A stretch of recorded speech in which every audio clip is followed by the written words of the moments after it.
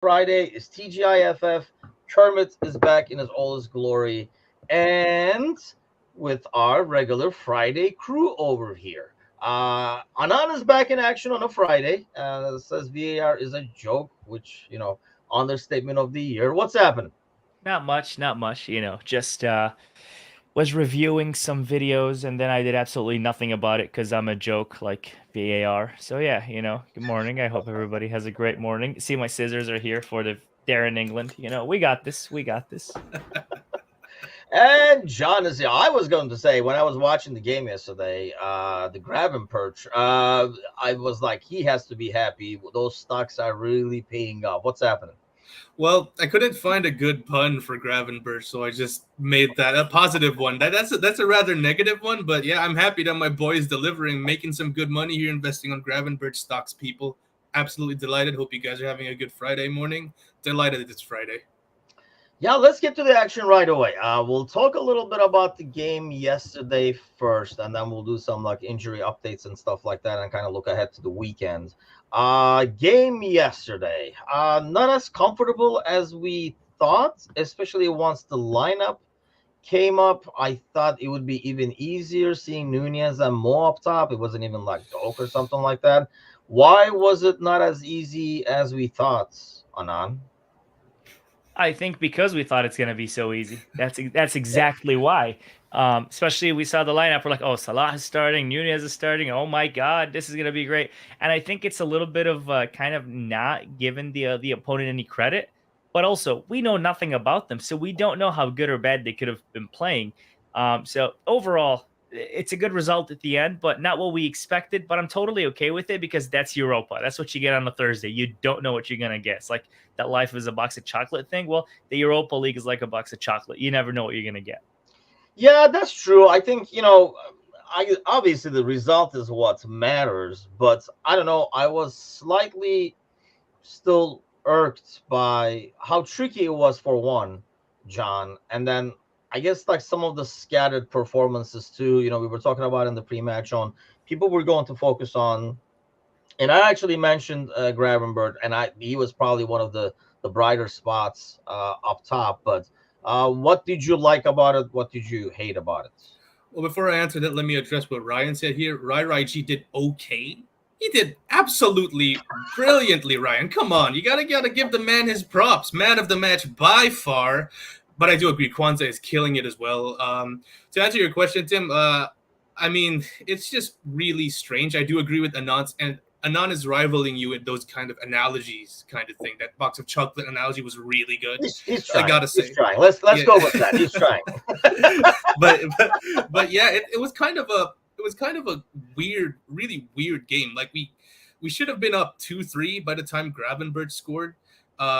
Nunez, I don't know what happened there. Maybe Anand might know because he's pretty good with the players, being an insider and all that. But we got the Gravenberch goal, and we kind of just were going in second gear, I guess. Like we felt like they didn't really threaten us until the end, and then they started threatening us, and then Joey G did Joey G things towards the end before Jota sealed it. So I do agree with the non-statement. I think it's really a case of being the Europa League is what it is. Like you don't really get a feel of these teams until you actually play them. Yeah. So when you play them, there's kind of like this cautious but confident mentality, which I think the boys showed yesterday.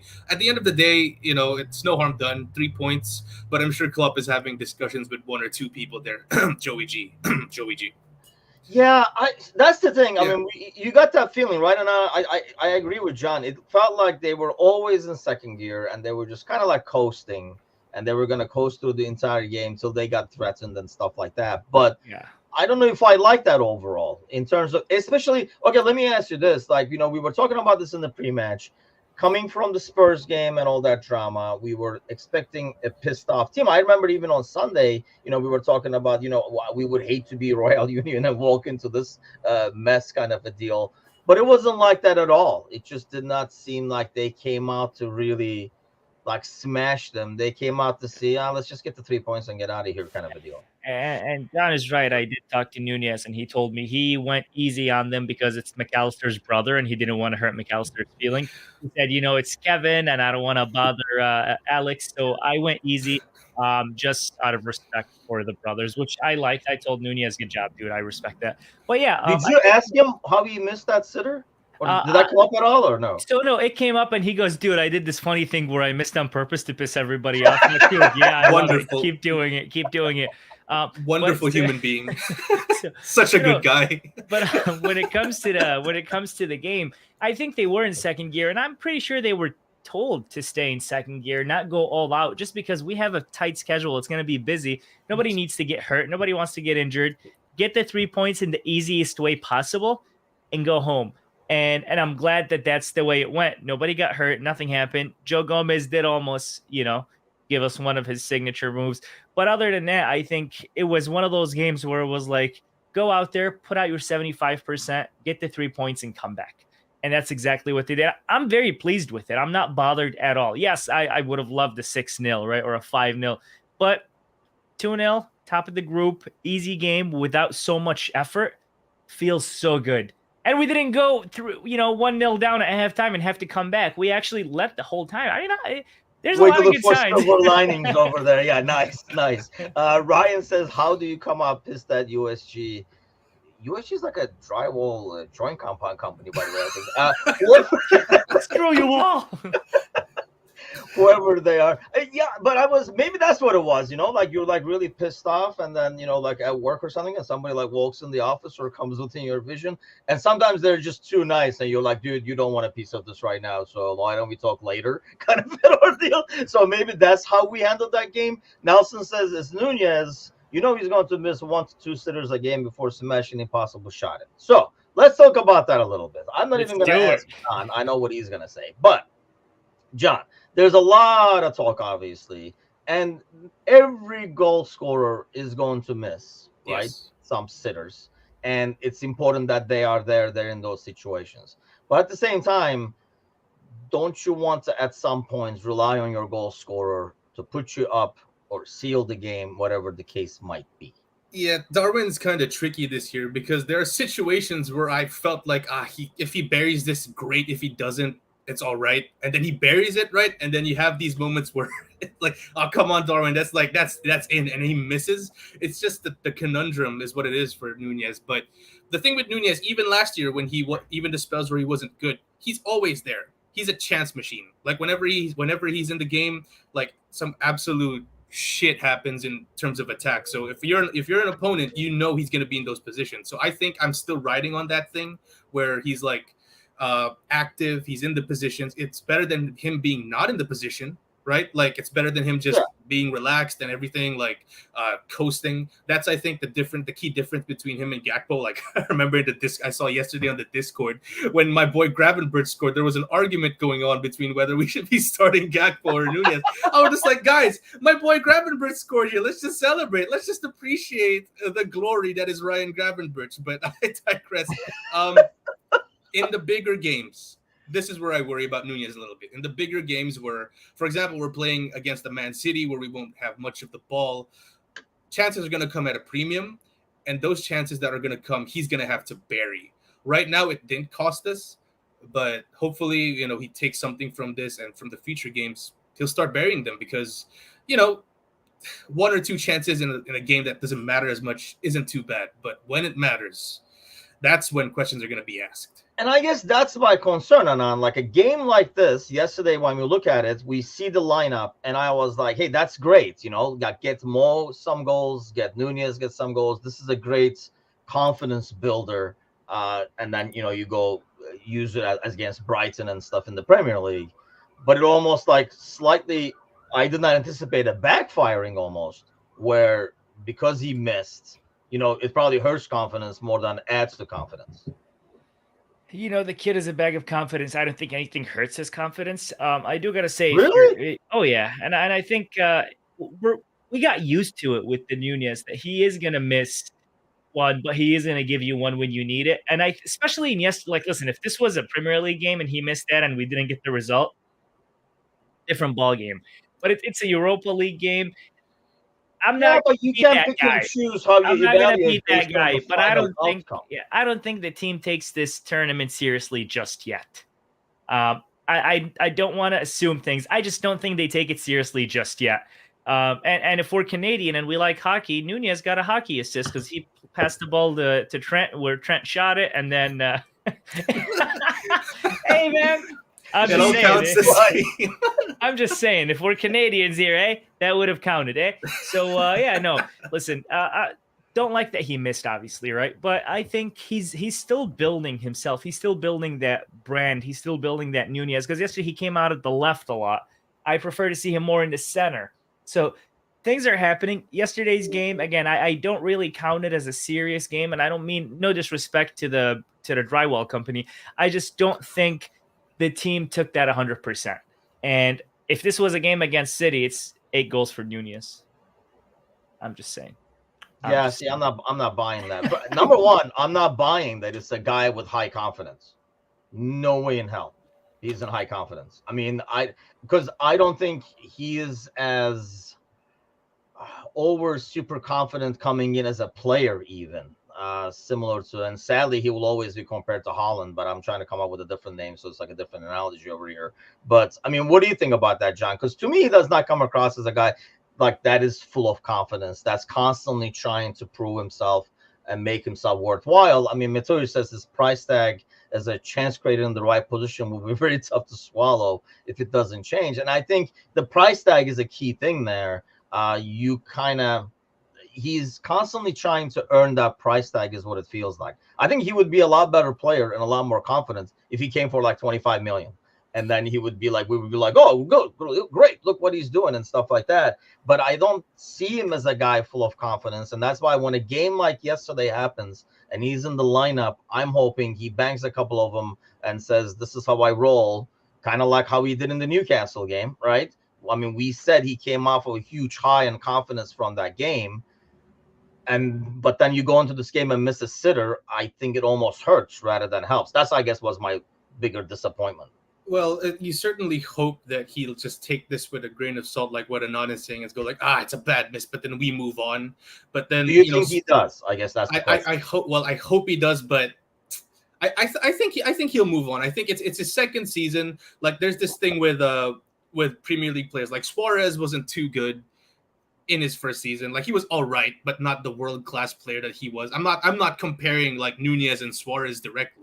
Right, before people get on my ass, right? Because, Suarez is just like a once-in-a-generation player. But I feel like we'll see that kind of improvement for Nunez this year, being 1 year older, I guess, in the league, knowing how it is in terms of, like, the intervals between games, dealing with maybe setbacks and all that. I think he's going to be much better at handling that this year. And I wouldn't be surprised if he scores an absolute worldie against Brighton, like kind of like how he did against Newcastle from such a tight angle, right? Like, where you wouldn't expect him to take that, maybe take a touch more and then score. Yeah. But what he did was just like the moment he got the ball, he just launched that shit into the goal. So listen, with Nunez, I don't want to be cliche, but you will never know. You'll never know. Like, I can't give you a straight answer to him if he's not going to be confident or if his confidence is going to be damaged, because first of all, he doesn't really speak English, so we can't really get like a. We can't ask Ali. Yeah, we can't ask him and get like an insight into his mentality. Second of all, I believe that unpredictability kind of flows into his mentality as well, where you just never know what's going to happen. And Ryan says, have him come off the damn bench then. I guess that's a good point, though, there, Anand, that when he comes off the bench, like he does in a Newcastle game, he almost more plays instinctively. And, like, I thought that Newcastle game was a good example. For example, he just takes the shot. Like, he's confident that he knows where the ball should go. And those are, like, really difficult finishes that, you're like, damn, wow, this kid can finish. So obviously we see the player there. So, like, evaluating the player, I don't think it makes a lot of sense. But that player has to come with some kind of confidence and consistency at the same time. So do you think when he comes off the bench, he's a lot more freestyle, and so he doesn't overthink things as opposed to starting and trying to make an impact and be a starter? Well, that's the thing, though, right? We say have him come off the bench. He comes off the bench, scores 2 goals, and then sits on the bench for the next 2 games. How is this guy supposed to get any confidence built when as soon as he builds that confidence and wins us a game, he's on the bench again? I mean, we got to be consistent. We're talking. This reminds me of the Brendan Rodgers time, where okay, starts a player, does so well, then doesn't play him for 7 months, and then starts him again, does so well, doesn't play for 3 months. And I get it. Okay, he came off the bench and he made his impact. Well, give him a run of games. Give him 2 games. Give him 3 games. But that hasn't happened. The only reason why he started yesterday, because 1, it's Europa. 2, he's probably going to start in the Premier League because Jota's injured, but probably not because Gakpo is injured, so he's going to start. And maybe that's the time we see Nunez actually get a run of games and start showing what he's made of. But we cannot expect a guy to come out, play 5 minutes, score 8 goals, and then just be the greatest player ever, or start him in a game that the whole team isn't even there. I mean, that yesterday's team, this isn't a team we're going to be starting that many games together. This is a bit of a mix-up. So start him in your starting 11, let him play, let him prove himself, and then we judge him. But if we judge him based on 5 minutes here, 7 minutes there, 9 minutes here, 1 miss in a Europa game, and now we write him off, I just think it's unfair. I think if we're going to talk about his price tag, let's talk about how many minutes he's playing. Because I don't like, he costs this much, he needs to do this. Well, play him. He's played like 20 minutes. Yeah, but okay, so now, okay, like you should be in the scouting team of like Manchester United then. If you're playing, you got to earn the minutes. You're not going to play more because you cost more. I think he earned it. I think he earned it after the Newcastle game. I agree. But then he played after the Newcastle game. He didn't start. Okay, but then when he came in, you can't be like, okay, well, I did this 2 months ago, so I should be starting. And then when he came in again, he made an impact. I mean, this is the discussion, right? That's when he makes an impact. When you start and don't make an impact, aren't you saying? No, but like what I'm saying is, you're coming on as a sub, you're making an impact. You come on as a sub again, you make an impact. Start me. I just did, and you missed the sitter. No, he started me in a team that isn't the team that I'm going to be playing with every game, right? You're starting me in a Europa team. It doesn't matter if you're going to start with the team. If the goal is the same size, you're in front of the box. I think it does. And it's right in front of you, though. Okay, well then why didn't Salah score yesterday? No, I understand that, but that's another thing. Like that. Did we bench him? Yesterday was that. But okay, you look at let's bring that to you, John, then. Where do you put that? Like, John is like, I don't want to be involved. Like, I am not involved in this. I'm going home. I just want to talk about Gravenberch. Yeah, let's just talk about Gravenberch, guys. What a player we have there. Jeez. And, here's the thing. He was getting kind of crucified on Discord yesterday by some. Yeah, why? And then I feel like because he gets over-crucified, then there's like an over-defense of him like you. I'm against over-defense, too. There's a happy medium where he has to earn people defending him. I'm not going to defend him because we paid so much for him and you should get minutes. Where are you at with it, John? I'm in the middle. Like, I'll try to be the mediator here, right? Like, before someone screams. Oh, shit. Good luck. Before someone screams at my face, right? Listen, I agree with Anon. I think Nunez has earned the minutes, right?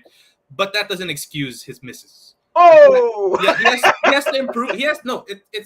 I feel like he's earned enough to start. But if he misses like 1 or 2 more of those chances, like let's say at Brighton, right? Like what Anon was saying, we don't get the result, and God forbid he misses 2 chances, Jota starts in his place. I'm sorry. Like the margins of error are just so big in this league. Like in terms of the size of our club, everything that we want to win, the margins are just so small that any clear-cut chance you just have to bury. And Nunez is gonna he's going to have to understand that, okay, maybe we could just write off yesterday, right? It's not even a one-off because this has happened multiple times. But I think on merit, he still earned enough to start maybe the next 2-3 games, maybe, for us. So let me ask you this. We go to Brighton. Mm-hmm. He misses 2 sitters, but he scores a winner and we win 1-0. Is he a problem? I'd start him still. And first I of all, would start him still just because that winner at the end hopefully offsets the misses he had mentally. Okay, let's be real. Let's be real. Let's be real. We start him because we have no other strikers. So that's this weekend, he's basically automatically starting. And I don't know if that helps him or not mentally. You know what I mean? Well, I think the thing that really may have screwed him mentally was against Tottenham when he was ready to come in, and then that red card happens, and then the camera goes on him, and he's, his face is like, shit, I'm not gonna play, am I? I feel like that was the mental screw over for him. But yeah, he starts this weekend. He scores 2 at Brighton, and then everything is good. And then you guys will come here and you'll be like, oh, Nunez, what a player. Okay, so he starts the Sunday and he misses, and we can't get 3 points out of there. Where are you going to be? Are you still going to be like when we come from the national break, you should be starting? I'll be like, oh, Nunez, what a player. Hey, he's consistent. I'll give him that, man. I was gonna say before we move on, that whole thing about confidence. If he gets the winner, that just skyrockets his confidence, no matter how many chances he missed. So if he misses like 2 or 3 good ones, but then gets the winner, absolutely start him when the international break comes in. When we get back from the international break, I mean. Yeah, I mean, that's the thing. Yeah, if he's getting the winner at the end, obviously that's the other ones kind of go away. Those kind of linger. Like I say, I do not think he's as confident or mentally as strong as like Anand thinks. I think he's still trying to and it's unfair to him. I think he's trying to constantly prove his worth. And I think the price tag is probably the worst thing that can happen to that kid. I feel like that's almost like adds to the pressure. Whereas, Gakpo, for example, a guy who comes in at a lot lower rates. So anything somebody does when they come in for 30, 35, we're like, oh, we got something here. We got a steal. But when somebody comes in at like 60, 70, 80, we're like, let's see what you got. So before we move on, Tim, because I know you and Anand are kind of clashing here. And I know bare minimum, for Darwin would be a successful season for Anand. But what would be a season for Nunez, right? Where you'd say, oh, he's absolutely worth what we paid him for this year. I mean, he has to be your go-to goal scorer. In terms of numbers. He has to be, man, I hate to do the numbers thing. Because I don't think it's just about numbers, it's about his impact. Sometimes there are games where he does not score.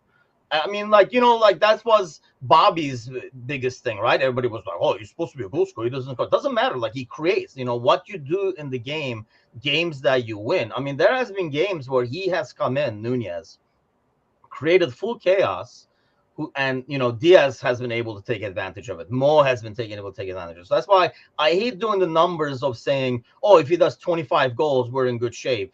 And then he scores 4 against Luton or whatever, and then, gets a clunker 3 games. You know what I mean? I don't want to do. I'm more like at the end of the season, how we viewed. I'm not expecting to be at Mo levels, but I want him to be right below, maybe like Sadio Mane levels in terms of contribution, right? I mean, it was always Mo was the top guy, but you had a very close second that constantly contributed either by assisting, creating space, whatever the case might be. That's what I kind of expect him to see. I don't expect him to go above Mo in terms of contribution and stuff, but I want him to be that Sadio level where he's the second, non-arguable second top contributor kind of a guy, if that makes sense. So I asked you this a few weeks ago. Darwin isn't your first choice in down the middle anymore, is he? Oh, I want him to get that run of games that Anand is talking about. But depends on and that's mainly because I feel like he has improved his defensive work rate and pressing a lot more. And that's why in the beginning of the season when we talked, I was definitely Gakpo because I felt like, interplay-wise, press-wise, he's a lot better. I think Nunez has really improved his game there. So I would not mind him as in. See, Nelson puts Jota in there in the middle. Matouche won't like that. Matouche definitely is not going to like that. I honestly don't like that either. I think I would rather have Nunez or Gakpo in the middle. Jota would be my third choice, to be honest with you. Jota is another guy that I'm okay with coming off the bench to finish off a game, pop up, score a goal and stuff like that. But I'd probably still go right now. I do Nunez just to get that consistency Anand wants to get. But otherwise, my second close choice would definitely be Gakpo. I'd ask Anand, but yeah, I think I know the answer. Why waste time? Let's go to the news because Ryan was talking about this earlier. If Gakpo is out Sunday, Gakpo is out Sunday. So it's almost like the front three is automatically by default filled in as Mo, Nunez, and Diaz. For Sunday over here, has a good chance that he will be back after the international break, which tells me he will not be back after the international break, but probably a week or so later, or might come off the bench when we come back from the international break, kind of an ordeal, which it could have been a lot worse. So I guess we'll go with that. Other injury news, a lot less shocking. is Thiago has suffered a second setback in his return. Anand, do you have any updates? Did you talk to Thiago and So when playing ever again? Yeah, when I was talking to Cody, Cody told me this is a conspiracy. I'm not injured. I just don't want to play for Holland. Just like, the usual conspiracy bullshit that I throw out. And I asked him about Thiago. He said Thiago's actually pretty fit. He's just been tired of carrying that whole training room on his back, so he just needs another week to recover. But he will be back after the international break. He's good to go. And matter of fact, he's going to be on the bench as soon as we come back from the international break. So we're good. And he's got a hell foot of hair. That he'll be available after the international break. Me, not so much. John, yeah, same here. I love how he said all that and then just takes it all back. Thiago's thoughts on the Bulls, says Ryan. I mean, here's the thing. I think it kind of goes by the wayside. We have like a really good midfielder over there that is not playing. And but it's already October. It's already going to be end of October. But it's not November. Yeah, well, not yet. It will be. Eta 2.0. Do you agree, I disagree. At least we've benefited from Thiago when he played. No. I get it with the injuries. We benefited from Keita a lot when he played. When? What? When do we benefit? United's 4-0 away. A game we had already won. What else? What do you mean we won because of him? When he played, he made impact. When he counter press, he made an impact. The problem with him was similar to your boy Thiago. For somehow you keep defending, but we never play. But we knew Thiago can do anything when he's playing. We weren't sure about Keita if he was going to do something, nothing, or anything. But we know that when the greatest midfielder of all time plays, we're in safe hands. Gravenberch? I was like, Jordan Henderson? I wasn't specific. I think that's not because we saw Thiago do it in a Liverpool jersey. I think that's because we saw Thiago do it before. So but also whenever we saw Thiago, we knew what kind of player we have. And I don't want to turn this into a Thiago debate because that asshole's been injured for 8 years and I can't really defend him anymore. But like when he plays, we know what kind of player we have. When he doesn't play, I just cry. And that's really it. Yeah, I guess the positive thing here is that like he is the definition now of a luxury player where like if he plays like great, if he doesn't, we at least have guys to cover. Right? Yeah. So listen, I'm actually for the fact that Thiago has been good for his entire Liverpool career. Like I have people say, I see people saying like, oh, he's been a waste of money. Like one of our worst transfers ever. We barely paid anything for him. Right. First of all, we barely paid anything for him. Second, our run to the quad, like FA Cup final against Chelsea, arguably man of the match. Champions League final against Real Madrid, we lost, arguably our best player there. So I agree with Anon. When he plays, he looks really good. The question is when he plays, right? Yeah, I mean... So, like if we move on. Yeah. In other Alcantara news, let's go to this one, I guess, since we have to move on. I really enjoy Thiago conversation. Okay, here we go. Me too. Makes me sad. So does the physio. Keeps him in a job. So speaking of VAR sucking, well, this is not VAR, I guess. This is more ref sucking. But I don't agree with this at all. We've been talking about this with like Michael Martin on the second yellow got reviewed. But mind you, it was ruled as a bad yellow. It should not be a yellow, but the bandstand, which things that don't make sense, 143 in Premier League. But is it just me that I feel like that was a clear-cut yellow? Not for being reckless, but he lost the ball, and it's like stopping a counter. To me, what he did is no different than yanking the guy down because he knew what he did. Suddenly, he put two guys on the ball facing the goal going for speed, and he lunged to stop it from happening. To me, it's a clear yellow. I don't understand the panel looking at it and saying, yeah, that's not a yellow.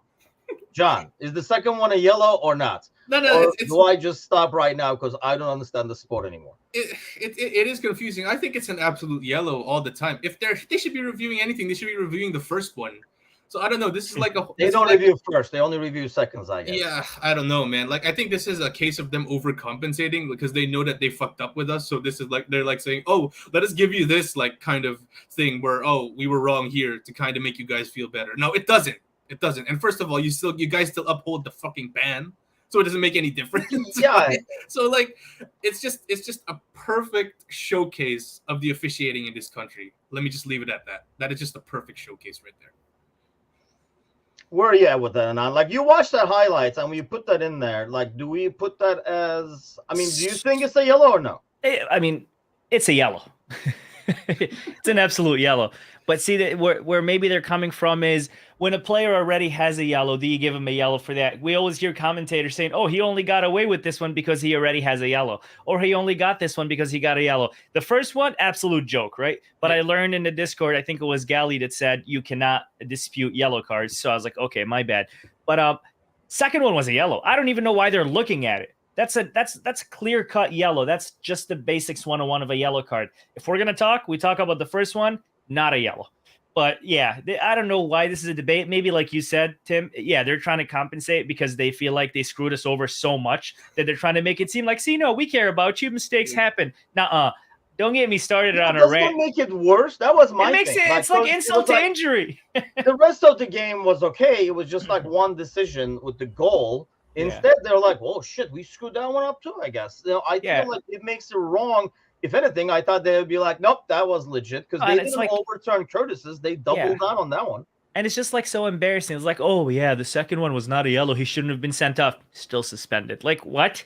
Yeah. It's like going to court and the judge is like, "You are innocent." You're still going to prison. Like, what are you doing? Like, kind of check it out for a week at least to see how it is. I hate the refereeing in the league, man. It's embarrassing. It's embarrassing. He did get away with the yellow earlier. I mean, it's a stupid yellow to get on this part. I honestly don't have any gripes about the second yellow at all. And to be honest, even the first one, I know he didn't contact. It should not be a yellow. But watching it live, I thought it was a yellow. So I can see how his view can be blocked or whatever, and he gave that yellow. I can almost live with those kinds of mistakes. The other stuff makes it so much worse. When you get a chance to look at something live and you still make a wrong call, that's what bothers me a lot more than that. I agree. The reason he got a yellow on first is he got away with a hard foul minutes before that, and that's I think the one that Mateusz is referring to. Yep, and that's what I mean by refs are like, okay, you got away with one, I'm gonna get you for the other because you did that earlier, and the commentator was like, oh, he's got away with the first one, and now he's going to get a yellow. Like, okay, thanks, assholes. Like I like how I did the accent there. Did you catch that, Sean? Yeah. I don't know who that was supposed to be, what that accent was, but he threw that in there. whatever channel I was watching on my bootleg TV, you know, they had a fake commentator. He was like saying their names wrong so he doesn't get sued. Every time Saboslai gets, it was like, Sam has the ball. I'm like, who the fuck is Sam? But then I realized what's going on. Look at this. This, I think, makes it even worse. I mean, I don't know where to go with these, but they're in England, removed from all Liverpool games for the rest of the season. I feel like there is so much wrong with this decision. A, for this dude to keep his job, I guess. B, John, what does that do? So first of all, what is the message being sent there? I don't know. What is the message they're trying to send, you think? Don't screw up with Liverpool? Like, I don't know, man. Like, I don't get it, because the guy made a mistake. He's probably going to make a similar mistake for another team, and then people are going to be calling for his head again. So it's just counterproductive. So again, state of officiating in a nutshell, the Jota decision and this one. I don't know. I don't know. Like, kind of like in the Wednesday pod, I'm speechless, man. I'm speechless. For me, isn't that almost admitting bias? Because you're like, you know what, man, you can't handle Liverpool. Like, what is that supposed to mean? So, and then if that's the case, are we going to have this guy hold a grudge all freaking year, rest of the year on, and then come back with a vengeance in like the 24-25 season? He's like, Darren is back. That's literally what I'm scared of. But it's not just Darren. I'm scared of all referees now having an agenda against Liverpool, because Liverpool went for the whole PGM. Like, they went for everyone, not just for Darren. They didn't say Darren England sucks. Jurgen's like, no, it's human error. Everybody makes mistakes. The whole company, everybody, like, you know, and it's like, it's very scary. But Darren England being removed from Liverpool games is no shock. This isn't his first mistake in a Liverpool game. Go look at his career. His biggest mistakes came against Liverpool. And this is like, just like Tim said, it's admitting bias. Like, yeah, dude, you don't do Liverpool anymore. We know you don't like them. We'll just put you at like Everton games. So yeah, this is horrible. This is embarrassing. And honestly, this tells you about the state of refereeing in the league. Instead of saying, Darren England, you're fired, they said, Darren England, no more Liverpool because, you know, we hate them. Who do you like a little more? We'll just put you to referee their matches. And that's a problem. When even the guy that hates the team is essentially called out for it, we have a big problem. And are we going to talk about them being at UAE 2 days before the game and being paid by the same people that pay Man City player payroll? I know this conversation already happened, but I'm still pissed. I'm holding it in. Ooh, I'm angry. This is not good.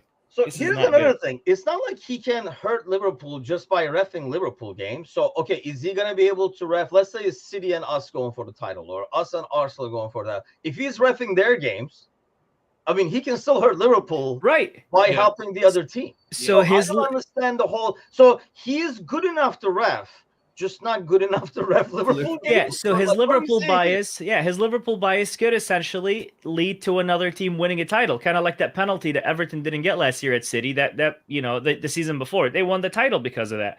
So we could see decisions going in other teams' ways that may hurt us, whether we're going for top 4 or for a title. That could really hurt us. Darren England needs to be fired. Simon Hooper needs to be fired. Michael Oliver needs to be fired. And then we talk about reconstructing. Michael Oliver, what, he got caught in the crossfire. He's the 4th guy on the sideline there. Yeah, but he's just, I hate him. It's like a drive-by and he was just standing in front. Yeah, but like he said, so notice his audio wasn't out in the VAR video room. I don't know what happened. I don't know what he said, but I know he hates Liverpool. So get rid of him too. Everybody that officiated that game just is gone, and then we start fresh, and I think we'll be okay. I know there's a shortage of referees in England, but I'd rather have no referees than have assholes like those. That's just where I am. Which brings me to Ryan's question. Ryan says, what do you guys think of 2 on-field refs? One, I don't think we have enough. I mean, personally. I'll ask you, John, what you think about this, but... I heard, oh, no. Yeah, I think we already got the answer, but yeah, go ahead, John. Yeah, it's like Dumb and Dumber, Beavis and Butthead. Like who is the fool? The fool or the fool who follows him kind of deal. So like one idiot is bad enough. 2 idiots? Oh man, like we might as well just postpone the game. Let me just say that. And honestly, I've been in games where there were 2 on-field refs because there was a shortage. So I don't know if because one of the linesmen becomes an on-field ref, but it is a shit show. And I would feel bad for the guy on the other half, because the guy on my half, for example, got an earful nonstop the entire game. Because every time there's a fucking bullshit call on the other side, you're like, what are they doing over there? Like, how is that not a foul and stuff? Because you're on your side with the other ref. And then the bad thing is sometimes the ref is like, yeah, that was kind of a foul. Well, exactly. Go tell them that. You know, it's just like that's the kind of stuff that. But here's the thing. Ryan says that's fair. Robots. Hey, I mean, we're hopefully we get the technology there eventually, but then, you know, some guy will hack the system and stuff. We'll talk about those. Darren England, conspiracy guy over here. So see, Dave says, as a matter of fact, let Tim recruit some new refs, because I do so well in recruiting. Look at the guys on the show. You know what I'm saying? But okay. We'll get a bunch of Turkish refs, the ones that are easily bribed, where Galatasaray shoot a penalty and the guy doesn't even shoot it and the ball goes in the goal, and the ref's like, hey, I don't know. Where's the money? I don't know. That was meant to be a Turkish accent, by the way. I've never heard a Turkish person with an accent yet. Come on, Tim. Let's give really? us I a can sample. I am speaking English, dude. Like, this is the accent. What? What about? So I'm supposed to add a fake Turkish accent for you over here? John, what does that even mean? John, what does that mean? I haven't heard a Turkish person speaking English from a mile away. Like, and actually, the funny thing now is, even my wife can. My accent is like a little weird. Like, I've been here longer than I've been back home, so my accent is a bit more weird, where people can never figure out where the hell I'm from. So there's like mad speculations going on. But yeah, like I can hear when I hear somebody, I will like you know, like in a grocery store or like a mall or something. I'm like, oh, there they are, Turkish people. Same deal. When you hear a Filipino speaking English, like with the accent, I could easily tell. So like same deal here. Yeah, it's weird, right? Yeah. Like you can, because they all, because like there are certain things like that are totally different in obviously English language, Yeah. like EH and the W and stuff like that. So you can kind of like instantly. Yeah, when I hear my people speak English, I know it's them because they don't speak English. They try to get you to speak Arabic. Like, hey, no, talk to me in my language. I'm like, dude, no. So let's go back to this, bro. No, I was gonna say our conspiracy guy before you threw that. I have to ask Anand, the look is really part of that, where they just go like, yes, yes. Damn. Yeah, that you have to do that. No, let me ask you guys this, because there was a lot of conversation.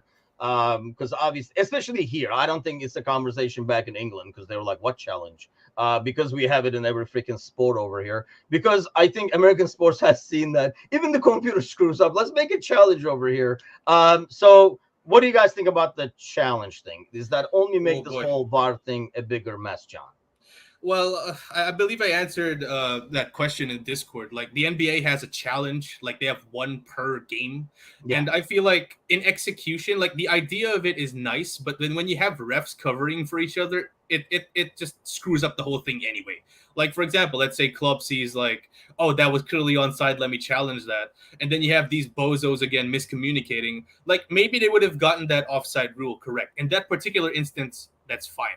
But then it goes back to what Kazi was saying, where if you have guys who go like, oh, like, I could see why he gave that, and then it's an unsuccessful challenge, even though it's clearly going the other way, then I think it's absolutely pointless, honestly. It depends on the people who are officiating, unfortunately. So, yeah, he's right, because if you just think about it, the goal that Diaz scored was challenged, technically, right? And they still got it wrong. So imagine challenging it, and then Darren England's like, "Oh fuck, I fucked up." It's the same thing. Like you're not going to get any difference. So if we challenge it and it's not the same people making a decision, I'm all for it. But what's the point when it's the same jackasses watching the video again after watching the video the first time? You know. Now I think if we had a challenge and Jurgen challenged that goal, because of the audio, we knew they would have overturned it. But they were like, no, the play started, can't overturn. But other than that, it's pointless. We're in a place with referees that shouldn't be there for many reasons that shouldn't be there. So if we give them an extra rule, which is a challenge, I feel like they'll take that get more offended and try to screw you over even more. So I don't trust these people at all. I mean, that's basically, I think what soccer has done is it's like a built-in challenge. It's kind of like NFL watching every scoring play or every turnover or something like that automatically without requiring challenges, so people can keep their challenges. I think it comes down to that. I mean, the only things I can think of, like you look at this last game, what are you going to challenge? The only thing you can probably challenge is the Jota's first yellow. I mean, I can't think of another thing that you're going to challenge. And then, you know, you're not going to let people challenge for like a corner kick and stuff. This game stops already enough. But I just wanted to run it by you guys. I think we're kind of like poo-pooed it all over. And I don't know who's going to, if you challenge the VAR decision, are you going to? They watch it again. Still no. Reconsider, and they're going to be like, nope. Can't do anything. Yeah. Ryan made a good point. Isn't that what VAR is for? Yes, absolutely. But that's what it's supposed to be. Yeah, but here we are talking about an extra layer, right? Which is absolutely ridiculous. Let me ask you guys this then. Have we kind of made VAR worse by bitching and complaining and making it an issue of how long these decisions take? Anand? No. Not at all. If that pressure is not there, well, like you listen to that audio, and I'm assuming, I don't know, there's a lot of things like in your work, you know, you might something. If I listen to your work conversation in a split moment, I might be like, holy shit, this is full chaos, but it might be a process that's actually no, this is how it works. You know, we get it done. So that's not fair to judge how chaotic it was. But I feel like if they had an extra 10, 15 seconds. Or, I mean, they do, mind you. Nobody's like, I got a stopwatch. But in their head, they're not like, you know, like, we got to do this fast before he kicks it off again. Would more decisions, like, would things be evaluated, do you think, better? Or if a moron is watching it, same outcome? No, so we can go back to, I'll use the Qatar World Cup for two examples. The technology that they used was amazing. And the Premier League refused it. They said, we don't want to use it. Yep. But 2, the referees took their time, and then they added the extra time at the end of each game, and nobody complained. So, no, I don't think that's what's going on. I just think it's a matter of inconsistency, and it's the technology is great. The people operating the technology aren't. And that's what it is for me. Time isn't a thing because we've seen plays stopped for longer. I've seen 13-minute stoppage while they're reviewing calls and everything. But that call was made too quick because there's idiots behind a microphone and idiots behind a computer screen. That's really what it is. Yeah, and you got rival fans here being all for their goalkeeper taking their sweet-ass time to take the goal kick. Why can't we take in a few extra seconds just for the VAR to get the right decision? It's so, like, we just want to get things right. What's a few extra seconds? And that's my thing. I don't think it should have been as big of an issue. We were like, oh, this is taking too long now. I mean, the game is already stopped. So if the game is already stopped, if it needs another 10 seconds, go knock yourself out. Right. At least get it right. They're going to add that shit anyway. It almost like they weren't rushing it. I think it came across as it's too clear cut, the decision-wise. I think the issue comes over here. If they're not watching the game and don't know what the call on the field is, not much can be done, I guess. Right. But, I mean, hey, another weekend is here. So let's go what kind of a chaos we go into the international break with. Because it was not just our game this week. Obviously, it was the high-profile game and really a high-profile mistake. So it was all the talk. But there was a bunch of stuff that's going on, various games. Even the next day in the Monday night game, they did the same stupidity. So this is happening left and right. But let's talk about Sunday real quick before we head out. Both teams played yesterday. Brighton comes back. They are in a tough group there, John. Yesterday, who hurts more? Do you think Brighton will be affected a lot more than us being away for one and then playing a tougher team with almost like a full squad, it looked like? Mm-hmm. Right. Mm-hmm. And the good thing about our team is that we took off our big guns like after a half. So like Salah, Nunez, Endo is going to be ready. Like Virgil didn't even play. So obviously the advantage goes to us. Now, obviously Brighton haven't been doing well in the Europa League and they're still a pretty good team. So we have to be ready, but not to sound overconfident, but this is the perfect time for us to be playing them after a tough game where they failed to win and their Europa League games are kind of in the balance. Confidence is a little shaky. Yeah. I expect Nunez to score at least 2, honestly. Don't be saying that shit in front of him. I warned you about this, didn't I? He's over there dancing and stuff. Nobody wants to see that. Okay, Nunez. I guess y'all keep talking about TikTok dances for me. You got your boy right here. I know. Hey, I'll tell you what. Other than Nunez, we should give a shout out to our sponsor, Reckless Coffee Brewing, by the way. But he did say, John, I did speak to Dean, and he is expecting some sort of a TikTok from you. So I'm just passing the message here. And you know, the customer's always right. So the sponsor's always right. So make it happen, get its plans, work your choreography right now. So he's already thinking, I like it. We're going to lose some followers. That's for sure. That's okay. I think we'll gain more than we lose. Trust me. I think we'll gain more. Yeah. So what we're doing here, John, remember what Liverpool did with Minamino, tried to tap that Japanese market? We're going for the Philippines market. You go out there. The TikTok market is what if we can just you know what? That would actually work if we could just fucking let go of our love of basketball, because like realistically, we are not a tall nation and we love basketball. Like let me just bring that out here for the public to know about. Like, could you guys believe that in the Philippines, basketball is our national sport? And the average height for a Filipino is like 5'7" or 5'6". It's absolutely ridiculous. A lot of three-point shooters. Yeah, a lot of three-point shooters. A lot of point guards on that team. Yeah. We got 6'2" guys playing center for our national team. Let me just leave. I should try out. Hello. Yeah. So. Yeah, because you would blend. You would look very Filipino. So maybe if you do the accents, work on that accent and do it. Yeah, that might. Absolutely not. And of course, my dumbass buddy Justin is fucking sold on those TikToks. So let me just. I think everybody is sold on a TikTok. Honestly, you're watching live right now. Let's do an audit right here. If you are sold on the concept of John doing a TikTok, throw it in the comments right now. I guarantee you there's going to be a bunch coming in. So send it in and say for John TikTok. Or we should come up with a hashtag. I think Matu should have a hashtag. I forgot now. We should do that. But Anand, come on, man. How would you sell me out like this? I'm not. Hey, I just like the show is all about interaction from the audience. So if they want a TikTok, we give them a TikTok. That's where we go. Oh, Anan is sold too. Yeah. Thank you, Anan, Come on. thank you, Anan, for watching. Yeah. Hey, now. So Anan, what are you watching on Sunday? The Brighton game. What do you expect to see? I think, like John said, Brighton is hurting a little more than us. They're not used to traveling. They're not used to playing European football midweek. So they're already going to be recovering from that. Plus, a not so good display in which they had to come back to get points. So I say we smish. And Nunez does get a couple of goals. I'm very confident. And it'll be a good game. This is one of those games where I'm very, very confident, less worried, and think this could be a turning point for Darwin.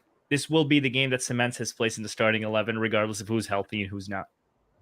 Honestly, he's going to play a big part. I mean, all joking aside, John, because, Brighton plays. All joking aside, but then that shit is still there. But, well, that's why it's called. So when people are like, let John with John, there you go, this John. Yeah, like Nunez is going to be key because Brighton plays the way they do. Regardless of what happens, they build from the back and they pass from the back. So his pressing, his chasing up top, especially to the goalie and stuff that he does, is going to be key. What do you kind of expect to see? From Nunez or just from the entire team in general? Entire team in general, including Nunez, I guess. Well, yeah. I agree with what your point is, and I fully expect him to start because I feel like the onus is going to be a little bit on Brighton here because they're low on confidence. They have to get a good result here. Otherwise, fans are going to be all gloomy, doom and gloomy. So that suits us perfectly. If they come out and attack, that always suits us. So, like, especially Nunez, who loves a chaotic game, he'll just pop in wherever. So I'm expecting him, like I said, to score at least 2. Unfortunately, my boy Gravenberch, like, it doesn't look like he's going to be starting with Klopp taking out. With Klopp taking out Endo, it looks like we're going to be looking at a midfield of Endo, Mac, and Szoboszlai, which, again, I'm looking forward to because the last few times where we saw those, we were either down to 10 men or someone was hooked off really quickly because of, like, a red card or whatever. So I'm really looking forward to seeing how McAllister and Szoboszlai are going to be playing with a proper DM behind them, right? And pretty much everything picks itself. The back, Trent was good yesterday. Right, so looking forward to seeing him come back in. Virgil and Matip would start for me. Center halves. Robertson. Are you guys saying basically? It looks like you guys are both in agreement. By the way, are you guys saying that he will play mainly based on the fact that he came out at halftime yesterday? Yeah, that's my logic. Yeah. Yeah, because I was going to ask you guys who you guys think is going to play in midfield. So we're basing. What did you make of his performance yesterday? Because it kind of slightly scares me at times. Maybe. Because even in a game like this, I kind of worry about his adjustment to the pace of the game. I think he knows where to step in and where to go. I just feel like when we have the ball, it's almost like he doesn't know where to be. Yeah, I think the best way to say it is basic. He's very basic. Does everything basic way, basic football, nothing special. And that could be what we need in a Premier League game, that where it's physical and you just need your holding midfielder to just hold. He's nothing special. I don't anticipate him to do anything good. I just know he likes the sideways short passes. He likes to pass back. He likes to keep it simple. And against a Brighton that is always surprising everyone, I think that might be good. I like Endo, and I think Endo is going to do well. And I think he will cement that starting position. But I don't think he's going to be anything special where we're like, ooh, look at him when we have the ball. But when we don't have the ball, that's when we see the value of Endo. But that's good because you'll give McAllister and Szoboszlai that freedom that we haven't seen McAllister have yet because he's been playing at that 6. And he doesn't belong there. He doesn't belong there. No. To be fair, it's not like Fabinho did like ridiculous wonders with the ball himself. Right. It was more about getting it to the guy who's going to do something with it. I guess the advantage Endo has over Fabinho is, John, that he has 2 midfielders who can do a lot of things with the ball to give to. And really, Fab did not. It was more about movement and creating space, whereas he can kind of get the ball to Szoboszlai or McAllister, who can make something happen. If Fabinho had 2 midfielders that will give him the ball right back. Right. Yeah, I agree. You know what? I'm going to change this hashtag to let Anand dance with him. Go ahead. John. Okay. Yeah. I was looking at the ticker like, wait, what? But wait. Yeah, hold on. You haven't seen it? You're No, I trending, haven't bro. seen We it. go for like 5 minutes. You're trending down there. Oh man, fuck yeah! Because I was replying to something from one of my coworkers, and I didn't notice that shit. You're famous, bro. Oh man, but It's not yeah, damn it, I lost my train of thought. Endo, yeah, Endo. My thing with Endo is, yeah, I agree with Anand. He's very rudimentary, isn't he? Like, and he isn't the most physically gifted player. Like, he isn't as tall and as long as Fabinho, and I think Fabinho's physique is what we need for our defensive midfielder, ideally, right? He isn't as strong, he isn't as long, so he can be beaten in duels of speed and strength. So yeah, I agree with you, Tim. It's kind of worrying a little bit, and obviously we didn't buy him to be our solution long term for DM. So I'm kind of looking at with one eye open for January, maybe Andre or someone else. So listen, obviously I'm all for giving him a chance.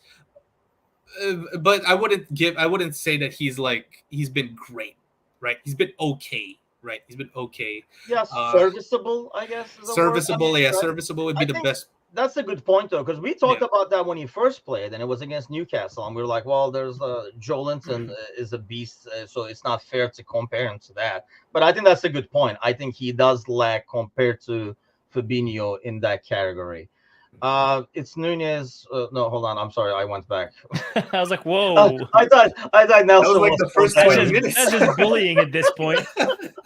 Hey, at least it's not Thiago, right? Yeah, I agreed. I forgive. Bryson says Brighton too thin to also play in Europe. I guess we're gonna find out, right? I think their disadvantage compared to us, for example, is obviously we have a deeper squad, but I think we're in a group where we're going to kind of walk through. Even if you have a hiccup and like get a draw somewhere or whatever, you can get by it playing, your second 11 basically, and work about getting minutes and think about the weekend. Their group is really, really tricky, and I think losing that game, which on paper was their easiest game against the Greek TGIFF at home, it kind of puts them behind the 8 ball now. And now they got, that's normally a point away at France would not be a bad point, but because they put themselves in the hole, it does not look as good. But it's a comeback. The thing I liked about that is because they were behind, they could not really do what we did yesterday, right? We had a plan. We said these guys are going to come out at halftime.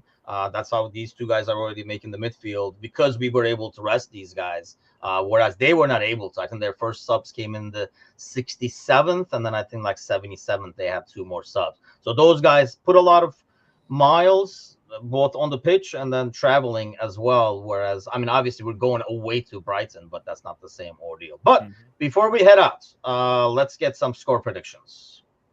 I think Ryan already did the Timuchin special. 3-1 the Timuchin special, says Anan. Okay, let's go with that. John, what do you have? 4-1. 4-1, really? Yeah. Honestly, I can see what you're saying there, because Brighton is the kind of team that either does not concede or lets in bunches, it feels like. Yeah, absolutely. Yeah, and again, what I said a while ago, I feel like they're under pressure to kind of get a good result, so they're going to be at us from the minute 1. And I feel like with Nunez and Salah starting and Diaz, oh boy, that back line of theirs, they're going to be licking their lips. Absolutely. Yeah. Do you guys think the Tottenham game has any impact on this at all? Good, bad, angry, sad? And on. Anna. Yes. This When is John it. is like, I gotta think about this. He's like, I gotta think.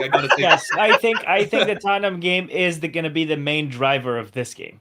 That'll be the game that pushes everyone, because also Liverpool want to come out and prove that we're a good team. We could have won that game. We were screwed over. Look what we're doing to one of the best teams in England right now.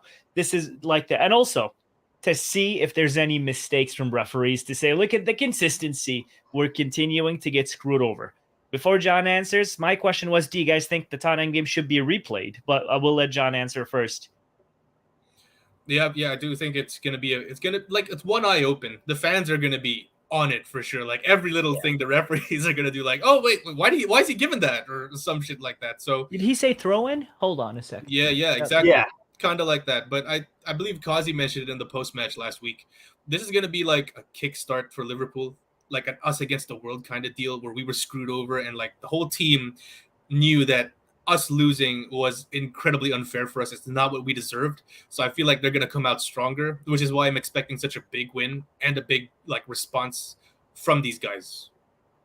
Okay, so the response was saved for this weekend, is what you're saying? Because I kind of wanted to see that yesterday, and I didn't. Maybe that was part of my yeah. It's probably for this weekend.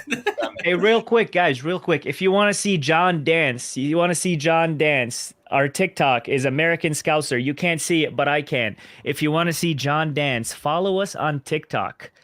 Let John dance. This is going to be the greatest dance in TikTok history. You know when Nicki Minaj did that one thing? This is going to top it.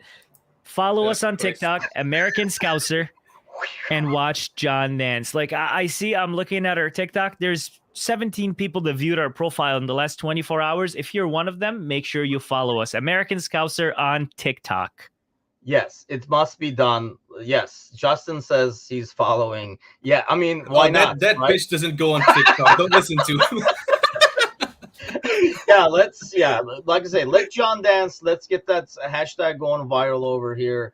Make John dance. Or maybe we should do make John dance instead of let John dance. But okay, so we'll be here live for the pre-match right before kickoff once the lineups come up again. And it's going to be an interesting one. Heading to the international break, it would be a huge 3 points. It is a tough away game. I think that's one thing that's kind of going by the wayside. But I agree with what John was saying in terms of kind of getting him at a good time in terms of scheduling, I guess, fixture-wise and European games and stuff like that. But as always, thanks a lot to all those watching. TikTok, definitely. Thanks to Reckless. Go check out their Reckless Brewing as well. Check out their coffee. Grab a cup and join us every Wednesday, Monday, and Friday with these two guys over here as we talk and laugh and watch John dance. So can't miss it.